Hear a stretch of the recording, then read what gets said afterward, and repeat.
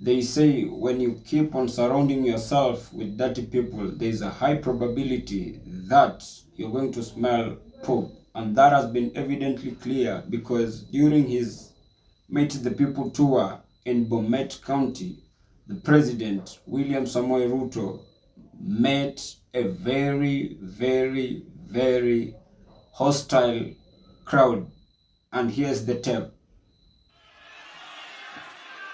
Kongoi missing, Your Excellency, the President, Kongoi amun kenyon kesatul raine, ko Kongoi amun imiga en sotik ko kaya ngane, ko kaya ko mwa chi gole magitaro gutich chia ko numbunen,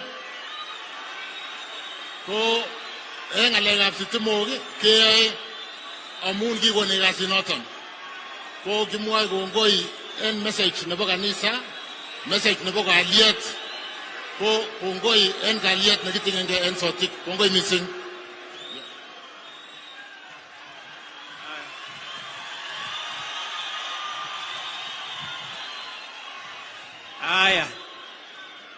Your Excellency, we have colleague governors, Governor wa Kericho na Governor wa Nairobi. If things remain the same, I kid you not, my dear brother, Kenyans across the political divide are going to unite against President William Samoei Ruto and his entire government. And in this context, I pity the CS Energy, Davis Chirchir, simply because he chose the wrong audience to address. Because one thing that I'm sure of is, had it been in Mount Kenya, then he wouldn't have faced the hostile crowd as it had been in Bomet. Similar to that, what he would have been given best will just be a round of applause and vigelegele.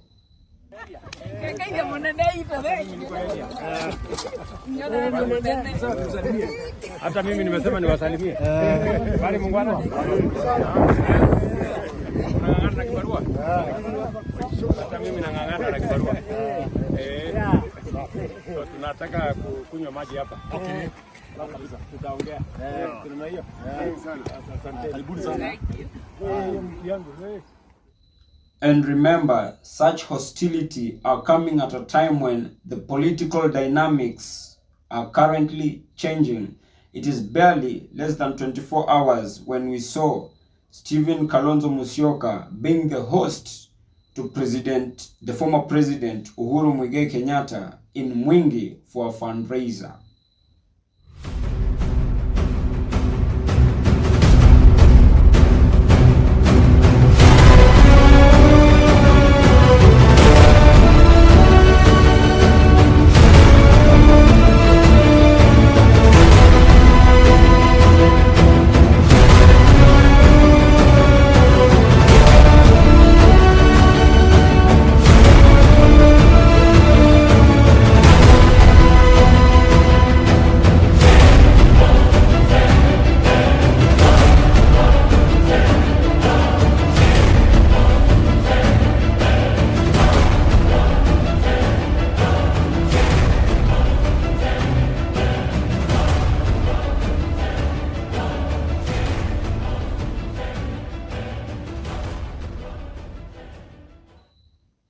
And honestly, looking at Uhuru's visit in Mwingi for a church fundraiser in a political perspective, one thing that I'm sure of is it was not only for a church fundraiser, but rather to paint and portray the political outfit and game plan that is about to be orchestrated.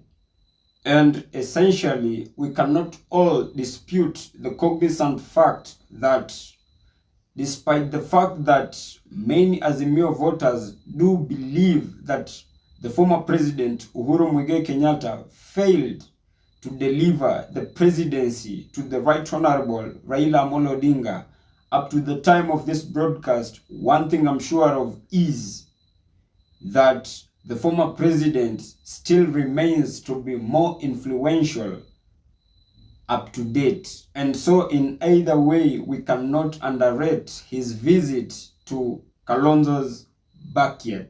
And Uhuru's visit to Kalonzo's backyard has left many Kenyans with a lot of answers, in the sense that, is Stephen Kalonzo Musyoka the most preferred candidate in the next general election come 2027 to ousted the current president, William Samoei Ruto, now that the chess master, being Uhuru Muigai Kenyatta, trying to be in control of the political theatrics in the next general election?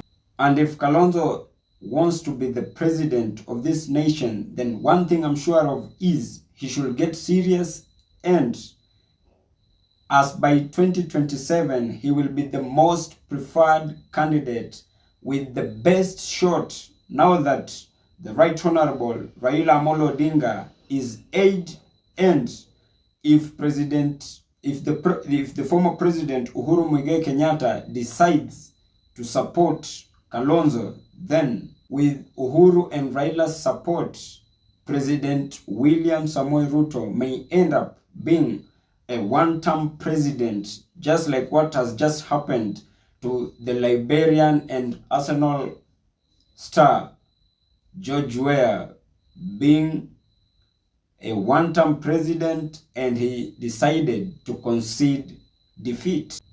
And one among the many reasons as to why I keep on saying that if Kalonzo wants to be a Kenya's president, he should get serious, is because however much people keep on demeaning him with his watermelon behavior, then what people don't know is that as time goes by, up to the next general election, that is in 2027, Kalonzo may end up being the Joshua in Raila's story to Canaan. So he has to solidify on his support base as early as yesterday, purposely for the sake of the next general election.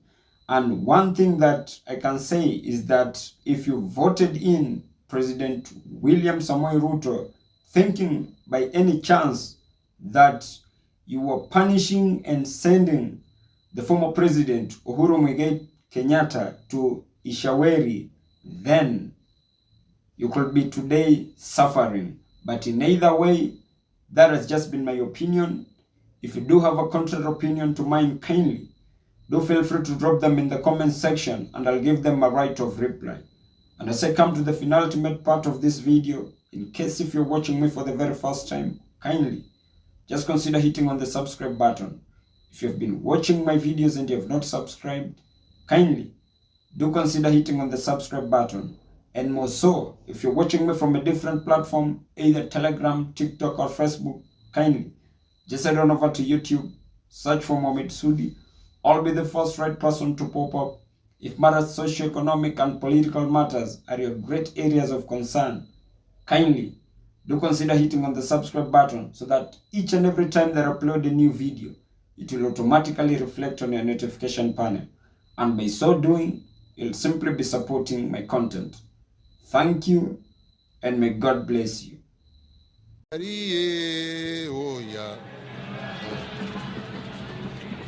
Safari ya bamba ni machere.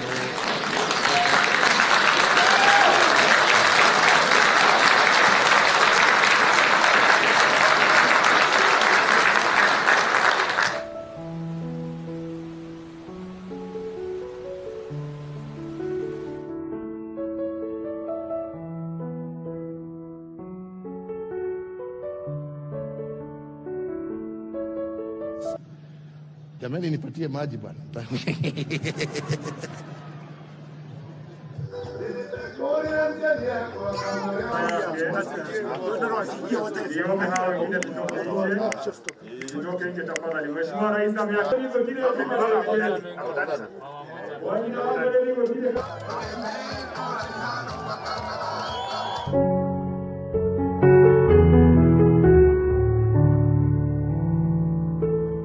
Indeed, over the last week, in the course of my state visit to the Republic of Jamaica,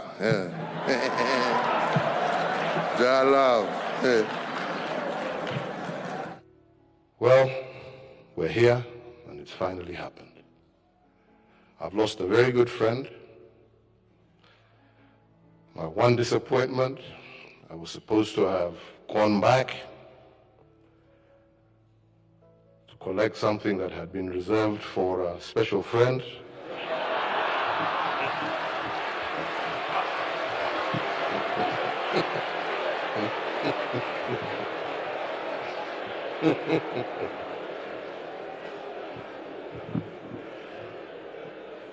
So Peter, Kenneth, Igara and crew, you have to pay. That didn't belong to you.